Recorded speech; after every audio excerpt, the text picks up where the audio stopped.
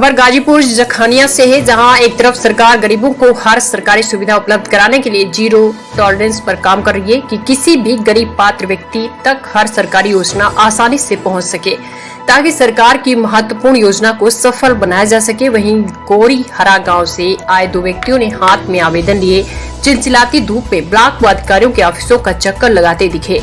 जब उनसे उनकी परेशानी पूछी गई तो पीड़ित पलकधारी तिवारी गोडीहरा ब्लॉक जखनिया ने बताया कि साहब, हम पिछले कई दिनों से ग्राम पंचायत सचिव आरती को ढूंढ रहे हैं, लेकिन कभी वह गाजीपुर रहती है तो कभी अपने आप को वाराणसी बताती हैं। ऐसे में उनसे मुलाकात कर पाना बड़ी मुश्किल होता है और मेरा ना आवास योजना की लिस्ट में आया था, लेकिन सचिव के द्वारा बताए गए कमीशन का पैसा नहीं भुगतान करने की वजह से नाम काट दिया गया। और जब हम माननीय मुख्यमंत्री पोर्टल पर शिकायत किए तो जांच करने के लिए आए सफाई कर्मी द्वारा फोटो खींचकर यह साबित कराया गया कि हम अपात्र हैं, जबकि हमने बेसहारा पशु व गांव में घूम रहे जानवरों से बचाव के लिए मात्र 6 से 8 फीट की दीवार की बाउंड्री लगा रखी है। उसके बाद मेरा पूरा मकान जर्जर स्थिति में है, मुझे अपात्र दिखाया जा रहा है, जबकि मेरे ही गांव के रहने वाले कुछ मानिंद लोग जिनके पास 2 मंजिली इमारत है और गांव के कोटेदार के सगे संबंधी, प्रधान के सगे संबंधी, खुद प्रधान की माता जी के नाम सहित इन तमाम लोगों को 2 मंजिला इमारत होते हुए ग्राम पंचायत सचिव महोदय द्वारा पैसे का लेन देन कर आवास योजना का लाभ दिया गया। लेकिन हम किस कैटेगरी में अपात्र हैं, यह बात आज तक हमें समझ नहीं आई। वही हमने जब इनसे निवेदन किया कि इस गांव में मैं एक गरीब ब्राह्मण हूँ, मेरे साथ ऐसा अन्याय न कीजिए, मेरे आवास का पैसा मिल जाएगा तो आपका बताया कमीशन आपको दे देंगे। तो उन्होंने कहा कि दादा, ब्राह्मणों की तो और मुझसे नहीं बनती, आप ब्राह्मणों से पहले मैं अन्य जाति को दूंगा, लेकिन आपको ब्राह्मण होने के ही नाते नहीं दूंगा। आप ब्राह्मण ही पूरे देश को लूट रहे, आपको जहाँ शिकायत करनी है कर दीजिए। आपको आज के बाद जो आपने मुख्यमंत्री पोर्टल पर हमारी शिकायत की है, इसके बाबत मैं कोई सरकारी सुविधा आपको आज से नहीं मिलने दूंगा। ऐसा पीड़ित ने आरोप लगाते हुए पूरी जानकारी देते समय फफक कर रो पड़ा और कहा कि अगर माननीय योगी राज में ब्राह्मणों की यही स्थिति है तो हम आपके दरबार पहुंचकर आत्मदाह करने को मजबूर हो जाएंगे, क्योंकि मैं और मेरा पूरा परिवार खुले आसमान के नीचे आए दिन रहने को मजबूर है। वहीं जब इस संबंध में सचिव महोदय से फोन पर वार्ता हुई तो उन्होंने कहा कि यह सब फालतू की बात है, इस तरह की बात हमारे लिए रोज की बात हो चुकी है। वहीं मौजूद लोगों ने कहा कि जिस सचिव की बात आप कर रहे हैं वह सादात में भी भ्रष्टाचार के मायने में नंबर 1 पर हुआ करती थी, और जब अधिकारियों ने जांच में संलिप्त पाया तो इन्हें जखनिया ट्रांसफर कर दिया। ऐसे में इनसे कोई क्या उम्मीद करे। वहीं आज पीड़ित पलकधारी तिवारी ने उप जिलाधिकारी महोदय से भी लिखित शिकायत पत्र देकर जाँच की मांग की है।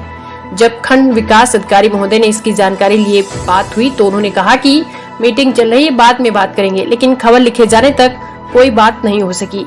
ऐसे में सोचने की बात है कि किस तरह लोगों को सरकारी योजना सरकार की मंशा के अनुरूप को वितरित किया जाए। हर किसी को सोचने पर मजबूर करता है कि भ्रष्टाचार को खत्म कर गरीब पात्र को किस तरह योजना का लाभ मिल सकता है। नमस्कार, मैं हूँ सेम सिंह, आप देख रहे हैं नेशनल खबर 9।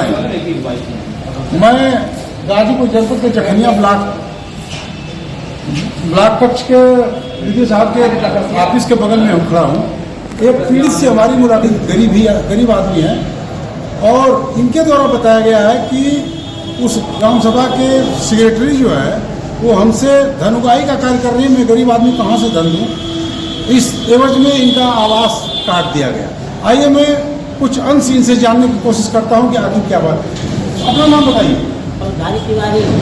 अच्छा, ये बताइए आपका आवास आया था? जी आया था। हाँ। 27 नंबर पे था। हाँ। और पता नहीं कब कट गया। जब हमने उनसे पूछा हाँ। तो वो बताई कि भैया आपका जो आवास अथवा मार्च महीने के बाद हमसे संपर्क करिएगा। मार्च महीने के बाद संपर्क, मार्च जब बीत गया तो हम अपना अथवा 1076 पर जो है कर दिया, और जो हमको बुला करके हमारे मकान का जो है फोटो ले करके और आगे का दिखा दिए और दिखा के कहे कि आपका आवास जो है पूरा हो गया है, आपको नहीं मिलेगा।